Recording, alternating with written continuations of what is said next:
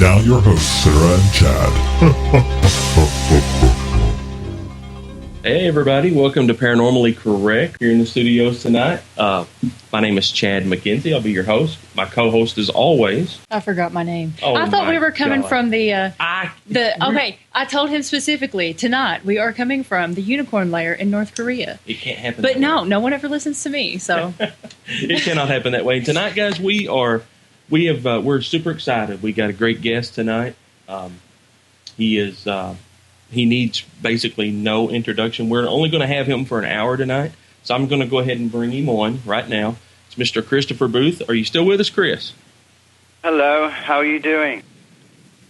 Doing great, my friend. How are you tonight? I'm good. I'm just lit a cigar, and I'm going to have a great conversation with you guys. For all of our regulars out there, they're probably missing our little news sprint, but we're going to do things a little bit different tonight because we don't have you for very long, Chris. So we're going to jump right in really quick. We're going to do a couple of things with you tonight we've never done with anybody because you are a special guest. So let's see what's going on. What's going on in your world, man? What do you got coming up soon? Well, we're just actually everybody's getting ready for Christmas, aren't they? Really, I mean, I'm looking forward to pick up my little Gabriel. I have a 5-year-old little boy that I get to pick up on Christmas Day. I'm flying to Arizona to pick him up, and I get him for 10 days. I haven't seen him for quite a bit of time, so I'm really excited about that. But in the meantime, we're just wrapping up. We're doing a lot of events. We're doing finishing off stuff we need for a reality show that we've been working on, and we're working on we just got greenlit to do a motion picture feature film with one of the biggest. I can't really say exactly who right now, but it's the biggest distributor out there, the biggest company, period. And they've greenlit our film, and it's actually going to be aired as of Halloween of next year. That's how fast it's going to be a turnaround. So they want the film finished by August. So, oh my God, here we go. Hey, we have to budget it, we have to cast it, we have to do everything. And I just got news today, which I'm really excited about. I think we're filming it in New Orleans, so that's going to be pretty cool. So I'm not sure. We don't have that exactly as of now if we're going to film it there, but I've got strong suspicion that we might be heading down there to film it. So basically, it's just a horror movie. It's kind of like it's like a Death Tunnel 2, but it's not going to be about what Death Tunnel was about. Has a whole brand new script, whole creepy production design. It's going to be like Silent Hill meets Shudder, so it's going to be fabulous. We're very excited about it. Oh yeah, it sounds great, man. It sounds really cool. I'll be looking for that. I don't see how you guys.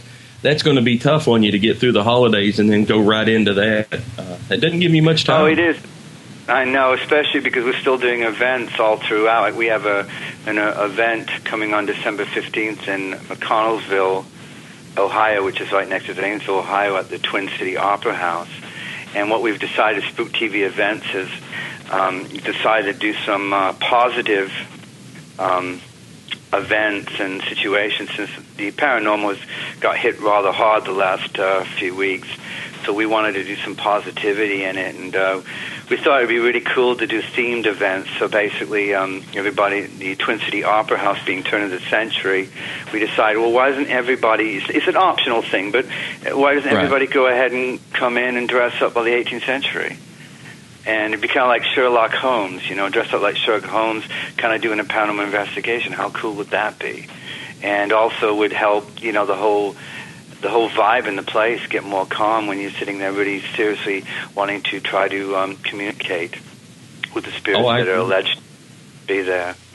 So it's pretty exciting, I mean, everybody's going to have the top hats, and the girls have the bustiers and the corsets and the granny shoes, and then we'll have all we're filming it as well, so it's going to be absolutely great. And it's basically called Phantoms of the Opera, and it's in McConnellsville, Ohio, on December 15th. We still have a few tickets left. We're almost sold out. I think we have like 6 tickets left. So if anybody wants to come, it's going to be a great event. Of course, we're filming it for the reality show that we're working on, too. So that's kind of cool. Well, I'll tell you what you should do. If you get a chance to add another event, you should do one here in Eastern Kentucky, Chris, and it should be where all the guys have to wear bibbed overalls. and just do the whole hillbilly thing with it. You got to do that. That would be great. Everybody the John can Deere be event. Huh? The John Deere event. There you go, the John Deere event. That would sell out quick around here. You could get everybody involved. It could be a bring your own tractor party. Yeah, bring your own tractor. Come as you are, right? Exactly. All the drinks would be clear liquor around here. Nobody drinks that watered down bourbon stuff around here.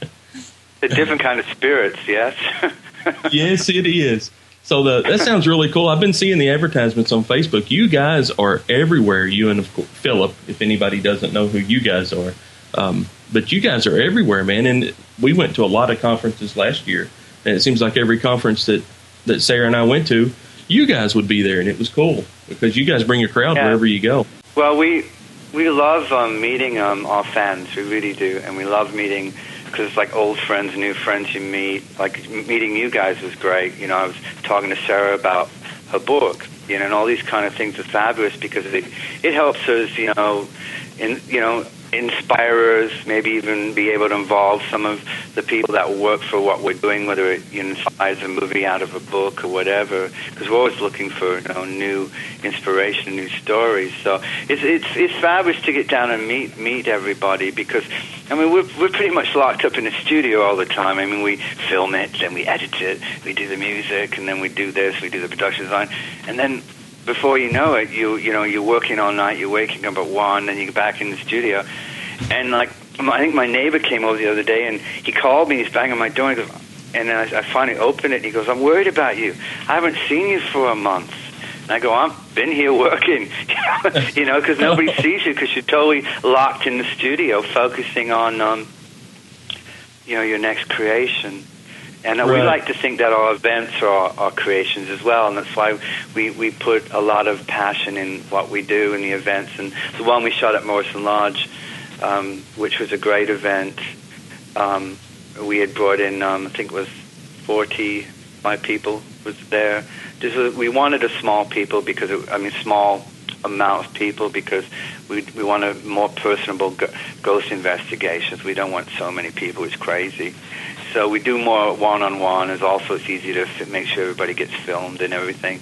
And that went great. We got a lot of really cool stuff that really changed a lot of people's lives, really opened them up to the paranormal. And it was very positive. A lot of crying, a good kind of crying, not the kind of whining and crying you're seeing all over Facebook, but the good kind of crying, And it was really positive to walk away with all that spirit, so to speak, and it was beautiful.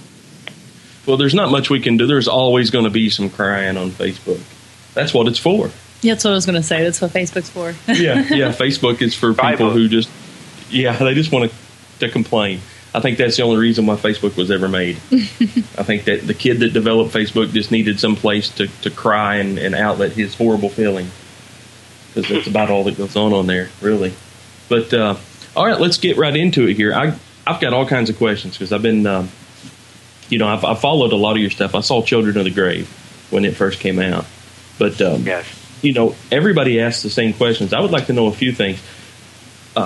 We all looked at your history and what you've been able to do and what you've accomplished since you started doing paranormal documentaries. But did you, I understand that you actually got into the documentaries because you were filming Death Tunnel. Is that correct? That's correct, yes. Something happened at the Death Tunnel. Okay, before you were actually filming Death Tunnel, did you do anything that was paranormal related then? I mean, was this something that you had from when you were young? You were always interested in the spiritual side of things, or is that something that just happened that time? Well, no. I mean, not the paranormal. Spiritual and paranormal is really different in a way, but it should be one, but it really is different. We got involved in the spiritual side for a while, mostly because we're artists, and we were very involved in, I guess, we just were into the whole artist lifestyle, and so we got very spiritual, very, Buddhism, and very opening, just seeing the real thing about life. And that we needed to keep that going. We did a lot of music videos, and we were able to take them wherever we wanted. So they're very creative, and we actually did one based off the. I don't know if you ever saw that movie, Last Temptation of Christ, but it was Martin Scorsese movie. Yes. And it was William Dafoe was in it. He played Jesus. It was basically what would happen if Jesus decided not to save man. And it was a very controversial film, but it was a great film. Peter Gabriel did the soundtrack. It was a great film. Well, that inspired us just because it was radical and different. So we actually made a music video out of that, and I played Jesus in it. So it was pretty intense to do that, to play Jesus and play Jesus for 7 days in a music video, and on the seventh day actually get crucified. And I actually got tied up on a cross, and in the Joshua Tree Desert in California, which looks a lot like Morocco, so it's very similar to the concept would have happened where he would have been crucified. That was a very spiritual awakening, to be very honest with you, because even if it was for a moment, you just felt like what it would have felt to be humiliated as he did. And so, I'm talking about spirituality. That spirituality came from all that. When we arrived back out of the desert after bringing a whole crew of 40 people out to film music videos, everybody was really enlightened. And I'm not just saying Jesus Christ enlightened. I'm talking about just for some reason enlightened. And they were like, we all were a team, and we took care of each other. It was beautiful. It was really, really beautiful. And that was, I think, the main spirituality that started the spirituality. And at that point, we're very, very caring and very focused on just doing the right thing as far as what should be in our shows, what we should say, should our shows always have a good ending, should they have a beautiful light, which we did want that to happen. And then eventually when we did get down to Waverly Sanatorium to scout for a motion picture we were doing, which was even called Death Tunnel at the time, we were looking to see what the story was, and I found out the real story of Waverly, and that's where I met the great Keith Sage, where he was the resident commander-in-chief thereof with the ghost hunting concept of Waverly. And he started talking to us about what happened there and the whole paranormal in general. And we started filming Death Tunnel, and while Death Tunnel was being filmed, stuff actually started to happen that we couldn't explain. And of course, it would freak anybody out that not really knows about it. And it got, like everybody, you're hooked. Now you're hooked. You're excited. This is great. It's like a beautiful roller coaster ride. And then we were hooked. And then the rest. So basically, Death Tunnel was being filmed, and then Spooked. We said, well, so much stuff going on. We started meeting the real patients and the real doctors that were still alive, and everything was going on crazy. And before we knew it, we said, let's bring another film crew in here to film us filming the film. So Spooked became the documentary of Death Tunnel, really. But really, what really truly happened there with Death Tunnel was actually based on what happened at Waverly, but it was done a more of a commercial way, so it didn't offend what really did happen at Waverly. I mean, we could have made a film about Waverly Sanatorium, which we talked about, but it would have cost us at least $20 million to make, because you'd want to put Tom Hanks in it. You'd want to really do a beautiful job. There are stories of people that, you and your wife were in there, or you fell in love with somebody, but you were not allowed to kiss. That was a rule in Waverly. You could not kiss because it was spreading diseases, the tuberculosis. So, the power of a script you could have written from that, imagine. Oh, yeah, I didn't know that. And, yeah, there's a lot of things that you couldn't do. And, they were pulling the ribs out, and we interviewed people that had all their ribs pulled out, so their lungs expand when you have tuberculosis to enable for them to breathe better. They pulled all their ribs out. So they literally were cutting ribs out, and people walking around basically almost deformed like now, because once you pulled the ribs out, there was no balance, so you fell over a little bit. So, it's all the stuff that we learned that could not go into Death Tunnel in any way and look degrading. We didn't want what really happened to a very sad situation be an exploitive film. So that's why it was just 5 girls who spent the night in a sanatorium but did experience what really did happen in Waverly. Yeah. So that's so Spooked was kind of like a tribute and an honor to the patients of Waverly Hills. Do you, Chris, when you guys were filming the Death Tunnel, did anything happen to those 5 girls? I mean, really happen to those 5 girls? Oh, yeah. I mean, well, first of all, these were... Sarah might get a kick out of this. I mean, Sarah's from Kentucky, I think she had told me. Yeah. So she's a Kentucky girl. So which I love Kentucky girls because they're so sweet and they're really genuine people. All the people are so beautiful down in. You don't know them real well, Chris. Well, I know them enough that I know them enough that I really enjoyed their company. So, right, I understand. You don't need to go any farther, but the point is no. The situation is they were really beautiful people. They really were. I mean, in general, they take care of you. They're really nice. Where Los Angeles, oh my God, it's like they won't even give you the time of day. I was surprised in Kentucky you actually pulled over, and somebody asked for directions. And a person would pull over and tell you them. You could flag a car down. In Los Angeles, you get shot, So that's, the difference. But we brought these 5 girls in right from Beverly Hills, basically, from Los Angeles. They had no idea the place was haunted. And I just loved watching their faces when they saw the place. Oh, You're putting us in there? You're putting us in there? And I go, yeah, and guess what? It's haunted. Oh, they freaked out. Oh, my God. And that was part of the live filming, letting them freak out really on camera. Because the film is basically about 5 girls going to initiation at a nightclub for college. And the next minute, they get these sacks put over their heads.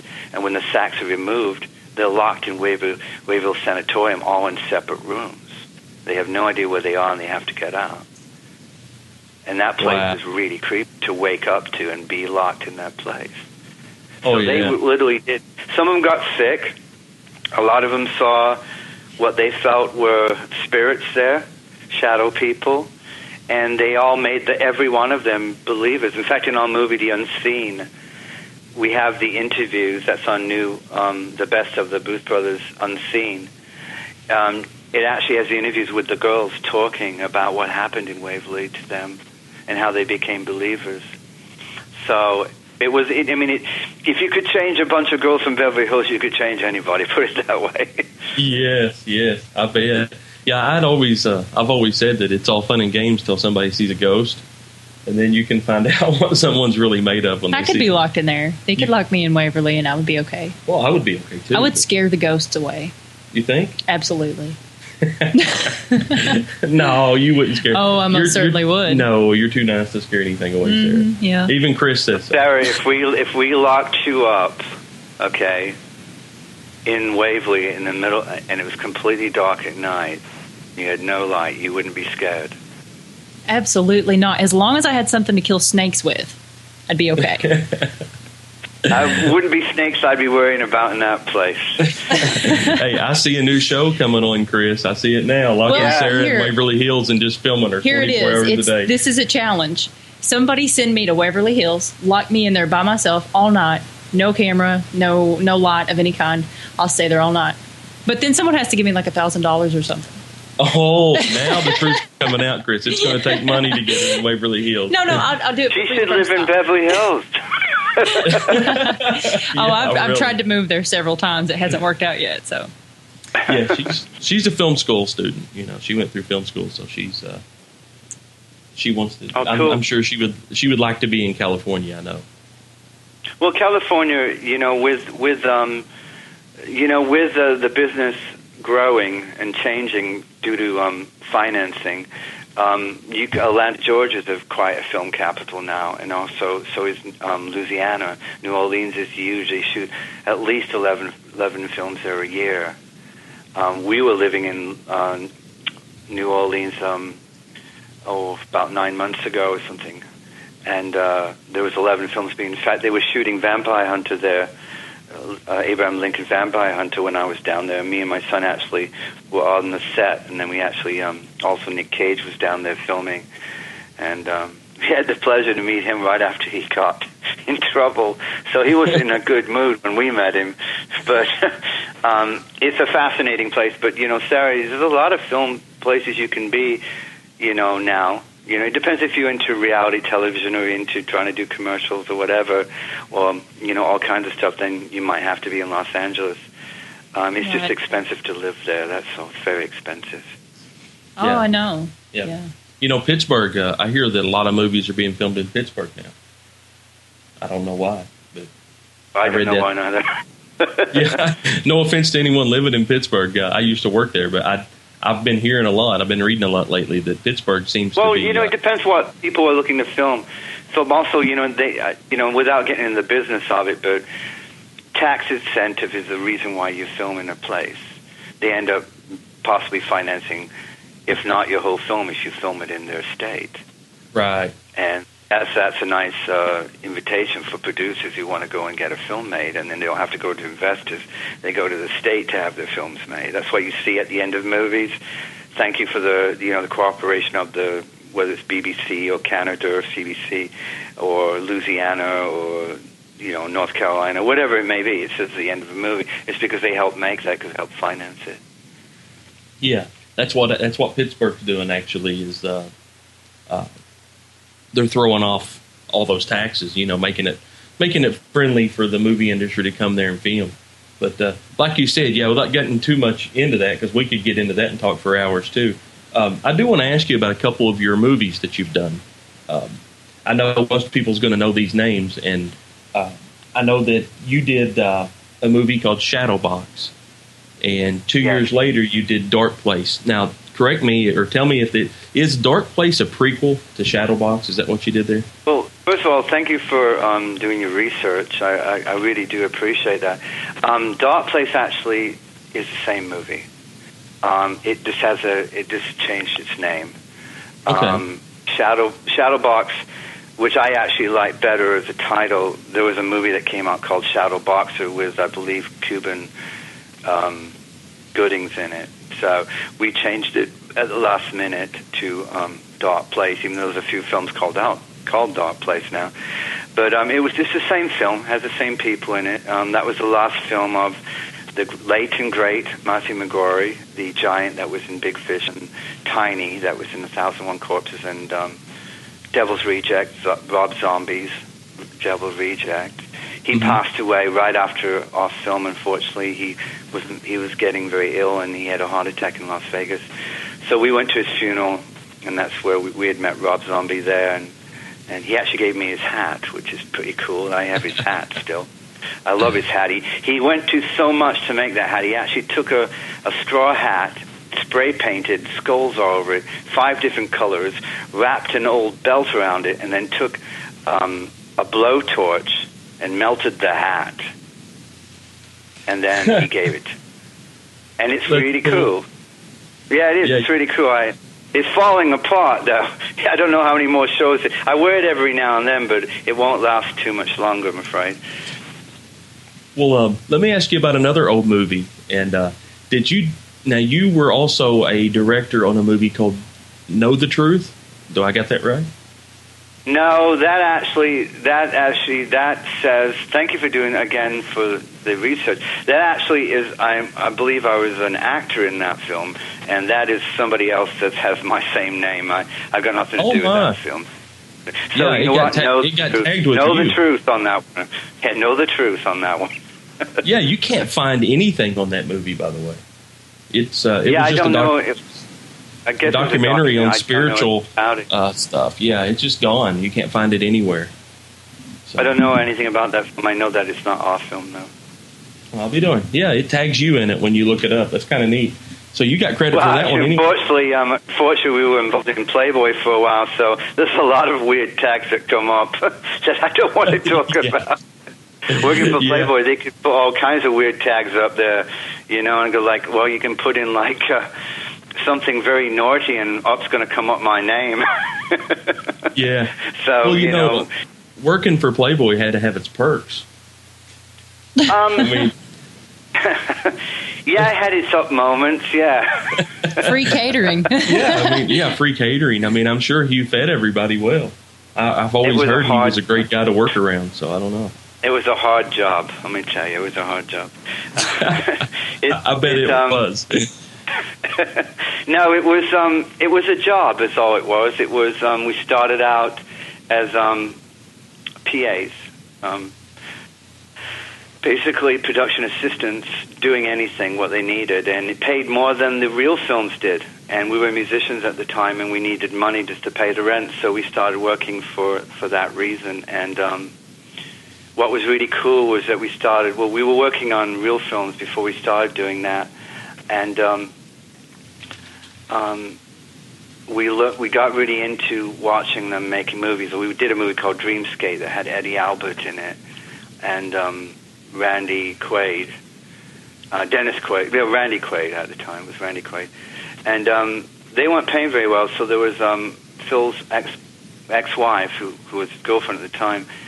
His father was doing adult films for Playboy, and he asked us, well, if you need some money, we need some people just to, move, pick up towels, do whatever. You pick up the food, whatever you need to do. And so that's fine, we needed the money. So basically we were very professional on it. We didn't try not to really get involved in what they were doing. I mean, I must admit, was watching two chihuahuas in heat where you want to throw a pillow at them and say, stop it, because it was weird. I mean, it was really strange to watch. And it's like everybody would truly watch it once because they were interested, You kind of turn your head side to side like a dog does, when it looks at something. And you go like, really?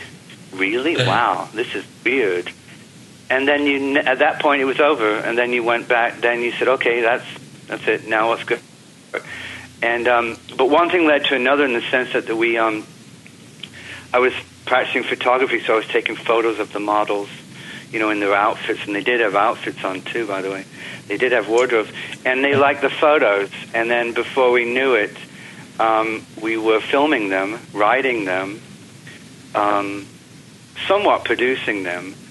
But we made all the stuff that everybody forwarded faster. We made the really classy parts. We made the beautiful, the beautiful castles, and the girls were so beautiful. They walked in with an incredible wardrobe and everything like that. And then they would get into the sex, and we'd actually walk off the set because I guess we had a weird feeling about that. I guess it was what our mom and dad taught us. But we didn't judge. We weren't there to judge. Right. I won't judge anybody. I won't. But it wasn't. But the great thing about it is that in our psyche, we knew it wasn't our cup of tea. We knew that because we worked for off and on. We started at $125 a day, to ending at $24,000 a month. Okay, when we were working for them. But at the end of the day, at one time we made 56 films for them in 2 years. It's almost 2 a month. It was so intense and burned us out so bad, but at the end of the day, we were so miserable and so just felt it's not, we don't feel like this is what we're meant to do. No matter how we try to pretend it's a real job, it's a sexy job, all your friends would say, oh, that's a dream job, isn't it? No, it's actually not. Because you met a lot of fake people. You met a lot of nice people, too, but a lot of fake people. And a lot of lost people. And we were not happy, so we just actually we left. And we quit. And we saved all our money up before we left, and we made our first horror film, which was Shadowbox. And that got us into the film business, and we never went back. And also, we didn't like the way they were taking Playboy stuff. It was like, when we were doing it, they were costing $250,000 a movie. Now, if you've got a Sony Handycam and you have a girl and you have your lap, that's all you need, and that's what all these films have become. It's all very exploitive and very unsexy and unromantic. And we didn't like that. We thought we thought that was degrading human beings, and we couldn't be involved in it anymore. And so we left, and then we started making films, and that led to doing television work. And here we are. Yeah, well, I mean, you're kind of the captain of your own ship a little bit more now anyway. So, well, I always hated the fact. I did a lot. I was a production designer. A production designer means that he matches the art with the location, with this, with that, with this, with that. And I got to do a few commercials for JCPenney as well. doing the wardrobe and the production design. And also, I worked on Power Rangers for a while, which was pretty cool. And Phil worked on the Warrior one, the Xena, the Warrior. He worked on that for a bit. But it still wasn't what we wanted to do. We wanted to do our own thing, so we formed our own production company. After being ripped off quite a few times, too, I might admit. We formed our own production company, so that didn't happen ever again. Yeah, I don't blame you. I've heard a lot of horror stories about the rip-offs involved in Hollywood. I'm Sarah can tell you all kinds of stories. You know, I'm sure you can too. I'll have to tell you that. I'll have to tell you though, guys. You know what? Everything I've been through, you know, like anybody that's become street smart, if you know what I'm talking about, nothing is more dramatic than the paranormal business. Nothing is. I swear it. They are the paranormal people out there are just. There's so much drama with a lot of those people out there, so it's crazy. Yeah, I've been wondering lately. You know, I mean, the paranormal exploded when paranormal reality television exploded. You know, that sort of caused everybody to want to be a ghost hunter. And you know, there's other reality shows out doing real well now, like these Pawn Stars and Storage Wars and Meter Maids. I guess I don't know what that show's called. I've never watched it. Parking Wars. Parking Wars. Yeah. That's it. I wonder if those groups of people are as drama filled. If I don't even know if there's conventions for meter maids or if there's conferences for storage war people. But I wonder if they're rude to each other and make fun of each other and talk about each other like the paranormal people do. I don't know. You mean like that? You mean that parking ticket's not real? Yeah, really. That fake or real? Is that a fake or real parking violation? I want to know. Let's debunk that parking violation. Yeah. Well, yeah, the point is, guys, how serious do you really want to get into? God, I tell you, as far as nobody wants to be frauded and nobody wants to be faked, I guarantee you that is definitely the most main agenda. You need to be real and true and not to lie, and you don't want to take people for money, and that's a terrible thing. And anybody that does that deserves what will happen to them. But at the same time, you know, there's a lot of people taking things in their own hands, and that's kind of like a martial law, a vigilante. I mean, it's like the old Charles Bronson days, you know, or Death Wish, you know, the Death Wish days, or, you know, the Dirty Harry days, you know, whatever. Yeah. It's just what you have to be really scared about is the people that are taking it in their own hands. What is their agenda? Why would you let somebody like that do that when I think really all you need to do is learn about your craft more. I mean, we've put up something recently called Paranormal Teaching, which is a new page that I created, which you can go to Facebook and type in Paranormal Teachings. And I've asked everybody to come and write and interact with each other about learning off of each other. Like, does the obvious really work? What's your thoughts? You know, what's your favorite ghost hunting equipment? Do you know what the meaning of this is? Do you know what an EMF meter really does? You know, like this, kind of in-depth thoughts. And we've had incredible people from Keith Age to David Roundtree, who's a very intelligent chap, to everybody, John Tenney and everybody, come on there and give their free advice, one-on-one to talk to not just the amateurs, but to the novice about, you know, like, I got a letter, guys, and this is really what it is. He says, you know, it's not my fault, you know. I'm watching the ghost hunters.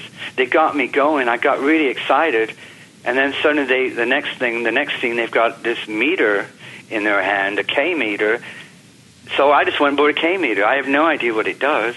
But then again, nobody's ever taught me. They don't teach you on those shows. So could somebody please teach me? And then I won't feel so silly when somebody attacks my evidence and makes me feel demeaned and degraded because I don't really know how to use it. Yeah, there are people who seem to think they know it all, but then you don't need to hang with them. At the same time, you don't need to pull them down. You just don't need to be with them, period. And then that stops the drama and it stops the attack. And we're all for helping novice, amateurs, professionals, anything, learn from what we've learned from it, so that it can be an incredible positive, but still remain fun. It has to remain fun, or there's no reason to do it. If it's going to be like me working 9 to 5, you might as well do that, because then you can get paid. Because in ghost hunting, you actually lose money. You don't ever make money. Yeah, you don't make money ghost hunting. And amen on that, Christopher. If anybody's in the chat room that's listened to any of our shows lately, I always say the same thing over and over. And the day that I don't have fun ghost hunting will be the last time I ever ghost hunt. I mean, I do it because I enjoy it. There's a time, we all get together at the end, and, I know that our crew works hard and plays hard, but we don't play hard until, the job's done and everybody goes home and says, they have a great, like the end of a Viking war. You all go back and have a big mug of beer and all have fun, and then you go back and work really hard the next day. That's what it is about. It's about spirit. It's about team spirit. I quoted, I had said something the other day on Facebook, and I thought it was really good. And it was basically, the paranormal community is not here to break spirit. It's here to find them. And what we've got is so many people breaking spirits of everybody out there. And what we need to do is help and save the spirit that we're looking for, not be breaking it. So we don't need people to demean and degrade because they think we're not as good as them, or they think their evidence is better, or their T-shirts cost more, whatever it may be. That's all silly, because there's nothing, and I know I can speak for every paranormal investigator out there, there's nothing higher than going into an old asylum with a flashlight and just looking around and saying, okay, guys, let's do this. It's so cool. Nothing will replace that. Nothing. I agree. It's a rush that you get, and if that's what I've always said. If you don't enjoy that, I see, and I'm sure you see this a lot, Chris, because Facebook is blowed up with it. So many people come on, and they're a ghost hunter. They have a team, and they keep posting all these. All this. They hate the paranormal, and you can tell. They talk about it all the time. It's got them so stressed out. They're worried about this. They're worried about that. If it worried me that much, and I had that much negative energy in me about paranormal investigating, I would walk away. It's almost like a lot of these people live in Salem for the days of our lives. I don't never watch that Salem, show. Understand the destruction of spirituality almost happened by a certain gentleman who went out to defraud people. That was almost the death of spirituality. Yes, there was a lot of faking, and bravo if that was helped, but there was a lot of real people that went down, casualties of the paranormal war, supernatural war. I believe that you don't, debunk God. Go ahead and debunk Jesus. Go ahead. Do it. See if you can do it. Because that's what really, no one's ever going to know if a ghost is real or not real. You're going to have to spend most of your time really believing and trying to figure it out. You can't debunk belief. You can't debunk a gut feeling and an intuition that the universe gave you to tell you which way to turn. And this terrible oppression. Everybody that's ever been in a paranormal situation, usually, if they have especially passionate about what they do, they feel something. Like we went on a beautiful ghost investigation in Fox Hollow and worked with a lot of beautiful people. Marcia was there, a bunch of beautiful people, the Living Dead Paranormal, great guys. And what was beautiful about it was the passion there was so incredibly professional because they were passionate about what they were doing. And 90% of the time the feeling happens before the evidence. And when the feeling happens, that's when you need to turn your recorders on and everyone needs to be quiet and point your cameras and your thermal imagers and get out your meters and everything like that. Because your heart, your intuition has told you something has happened here. Like you feel oppression, depression, terror, fear, whatever. There's a reason you feel that. And we need to trust more in those kind of feelings. And I think that we'd get a lot more accurate evidence if we went by those feelings first. Yeah, I agree. And I've always told everyone too, and I'm sure you guys probably do this when you film. You can, if you've got a group of 3 or 4 people investigating, if one of those people is just a completely negative person and they do not have any belief in the paranormal whatsoever, and they're absolutely miserable, or maybe they've got their mind on something else. They're thinking about car payments, or they're thinking about whatever. I have seen it so many times, and I've been doing this a long time. I've seen it so many times. That can absolutely shut down any chance of getting any evidence at a location if you've got somebody like that with you. Because it's a collective vibe. It's just like the war that's going on over in Syria and all that horrible stuff that's starting up. It's collective consciousness of hate. Everybody starts hate. This is kind of what happened on the internet just recently, where somebody was, pushing hard on somebody else, and that caused drama, and that caused a lot of people to get negative and start to attack even each other. It wasn't just against one person, and say it wasn't against one person, which is where it started. It started, right. Everybody started fighting amongst themselves because the collective negativity started to go on. And if both people had put their ego and pride down, they can basically turn it around. You go into a place and you're negative, you're going to get nothing. If there's somebody that said, I've done so many investigations, I've gotten nothing, did it ever occur to you that maybe they don't want to talk to you? Yeah, maybe you're an asshole and nobody wants to talk to you. I mean, it's no different than the really big para-celebrities that think they're so huge that they can't even communicate with their fans. And how can they communicate with the dead if they can't even communicate with the living? Exactly. That's actually a good point. And, to listen to you speak, nobody talks this way about the paranormal, Chris. I mean, you stay so positive on your Facebook page. And, try to. There's been times that I put my Buddha beats down and said, listen, okay, meet me outside that restaurant, dude, and you can tell me to my face what you're saying, instead of, people saying all this behind your back and then running. Running. But whatever, that's cool. I'm not, the world is too positive. I've met too many beautiful people in the world of the paranormal, and I all the people that come to our shows, I see their faces, and what happened in the Morrison Lodge one, what happened in Fox Hollow. All these people are more professional than the people that are on TV, by far. They're more respectful, they're more professional, they know the protocol, they know the rules before, a lot more than they do on these television shows. Oh, I agree totally. I've met a lot of people out in the field. Morrison's Lodge is a wonderful place, by the way. But I've met a lot of people out in the field that they've probably forgotten more than the people that's on TV will ever know about the paranormal. I mean, people that's been doing it 20, 30 years, and they're good at what they do. I mean, they've been there, done that. They've seen it all. They've made mistakes. They've learned from them, but they're still willing to learn. There's a lot of good people out there that does that. Not many, but there is a lot. But people that people have compassion.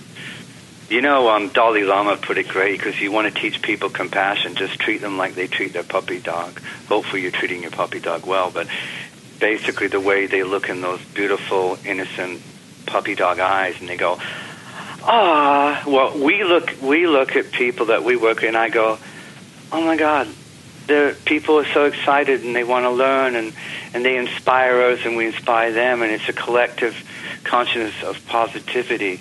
I mean, we can learn so much working together. The reason we need each other is because we're all different, and you have something I don't have, and that's why I need you. And I have something that you don't have, that's why you need me. Yeah. That's right. Well, let me ask you that's this. What's beautiful about it. Yeah.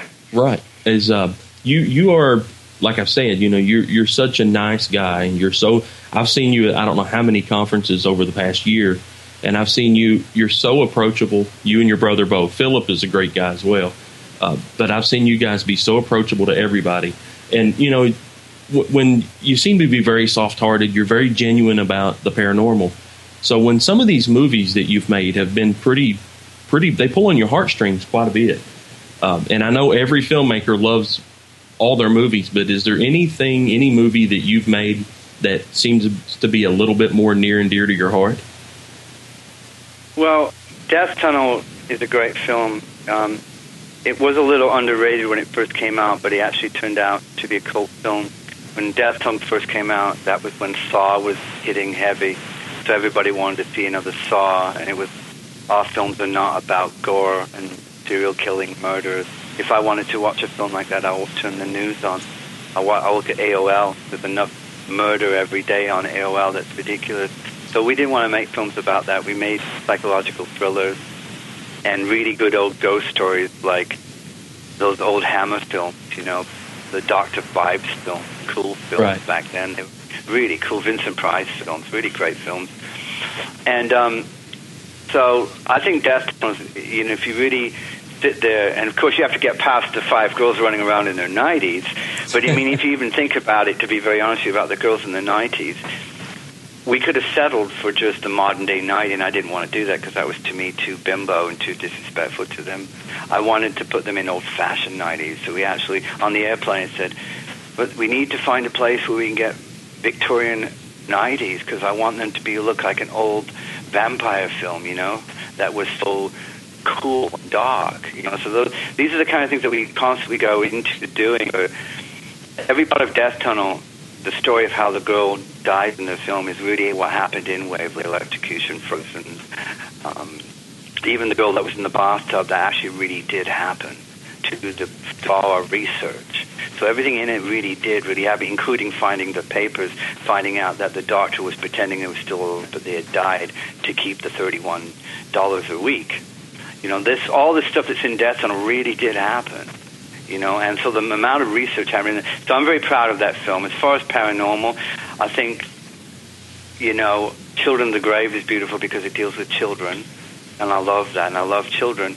And I think Soul Catcher is probably one of my favorites because it deals with the first American who got a real bad end of the stick. And we try to tell his story the best we can. We shot it on Indian land. We shot it with real Native Americans telling the stories. And we get a lot of Native Americans writing us saying, my God, thank you so much for giving us a voice. We endorse your film. This is a pro-Indian film. And I'm going, for a white man, that's a really cool compliment, you know? Yeah. Thank you. Thanks for doing that. I mean, I only saw what we felt, and that was to look at somebody being taken advantage of. Underdog stories is what we do.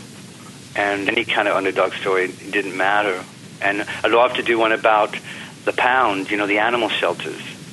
I can't stand all of this. The wolf killings, all the wolves that are being hunted. Just all this horrible stuff that if you were in their shoes, what it'd be like, it'd be terrible. And we just like to do stuff like that. Yeah. I knew, I was thinking, you know, I spent summers down in Cherokee, North Carolina when I was growing up. And, of course, that's an Indian reservation town. That's actually the beginning of the Trail of Tears. And so I hung out there, and the campgrounds that we stayed in were actually ran by Cherokee Indians. And, you know, talking to them, they're very standoffish. You know, it's very hard to get those guys to speak to you because they still don't trust anybody to this day. So, you know, to get those guys to open up and speak to you, that says a lot about the type of film that you made. Well, they said at the very beginning that you're going to steal our stories like you've stolen everything else. And they weren't speaking directly to us. They were just, you know, speaking directly to the past. Okay? And I said, but no, you don't understand. We want you to tell the story on camera. A lot of them have the old broken Native American accent, which was beautiful. Yes. And I wanted that accent, like Geronimo telling a story, which is one of my favorite movies, Geronimo. I wanted that realism, the real elders. Nobody tells a story better than a Native American, especially a ghost story. Nobody tells it better. You cannot look away when they tell you a story of the supernatural. They deal with so many elementals out there. The wee people, the deer woman, the little people. I mean, all kinds of different legends that they have in their culture that are fascinating, what they've seen. You know, the little people attacking people, jumping on their backs. And it's intense stuff, not to mention shapeshifters and skinwalkers and everything else that's involved in that. So fascinating. I'd love to even go do another one. We wanted to do Wounded Knee. Not our it was a lot of people said, I think it was the Apaches that said it, I'm not sure. Somebody said to me that we couldn't do it because it was disrespectful. First of all, the camera steals the soul. That still stands in a lot of Native American culture. And also the recorder steals the voice. So I just wanted to see if we could hear people that needed to move on so we could help them. But since they were very much against us going there, I wasn't going to break in and do it. I wasn't going to say we're going to do it anyway. We respected that they didn't want us to do it, so we did not go to Wounded Knee. Yeah. Well, I don't blame you. If that's, I don't blame you at all. Well, I'll tell you what, Chris. I know we're getting short on time, so there is something that I want to do here before you take off on us. We got about 5 minutes with you, so I'm going to, and I know you're going to love this, man, but I'm going to put you on the hot seat. Okay, so I'm going to throw out this. This is the way we're going to play this. I'm going to throw out a word, and I want you to immediately tell me the first thing that pops to your mind when I throw this word out there. Is that cool? I'm English, so it's probably going to be always innuendos. All right, here we go. You have Benny Hill and Monty Python, so you know where you're going to go with that. Love Monty Python. But here we go. First thing, the Beatles. Did we just... Paul, so what am I supposed to say? The first thing that comes to my head is what you want me to say? Yeah, just say the first thing. What do you think about when you hear the word the Beatles? Paul McCartney. Paul McCartney. Because he was my hero. Nice. Oh, yeah? He was my hero. Yeah, I grew up on Paul McCartney. I wanted to be exactly like him. So I got his eyes. I have big eyes, so I got his eyes. So. Yeah, he's a good guy. All right. And John Lennon, I liked John Lennon more, actually, after Paul McCartney. But, yeah, those guys were cool. That was a little bit before my time, but I still like their music. Mine too. Yeah, yours too, exactly, man. All right, let's go to number 2 here. I have to say that. All right, next word, Bigfoot. There's a quick story. We did an investigation somewhere, and I can't have the location. But when I think of Bigfoot, I was shown by the Native American hunters what they captured on Bigfoot, and it has been the best evidence I've ever seen. But I'm not allowed to say that because, remember, Native Americans are hunters, and they didn't want everybody to come down and steal their hunt. So we couldn't disclose what we had seen. But I always remember what they shown us. All right. The next one, first thing that pops to your mind, Waverly Hills.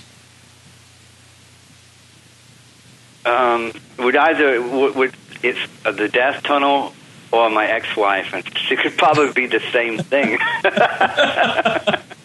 Oh my goodness! I met my ex-wife in Waverly Hills Sanatorium, and so death tunnel and my ex-wife could be the same thing, I guess. I don't know. Nice. All right, next thing, and then I'm going to let you off the hook. Next thing, I want to know about Playboy Mansion. Fakers, scum.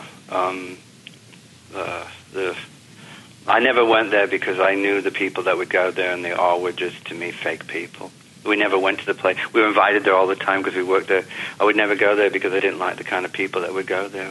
We were more into real people, And don't get me wrong, we're fancy dresses and we're, I guess, eccentric, but these people were truly fake. They were very much like the porno producers that were out there in the sense of in Hollywood. They were very like pawn shop owners in some senses, not the, I'm not saying they're all like that, but I'm just saying there are a few that are very dirty, and, those kind of, it's just kind of not cool, Right. Well, man, I appreciate you playing along there. I had a few more, but we have completely ran out of time. Okay. So we appreciate you coming on the show.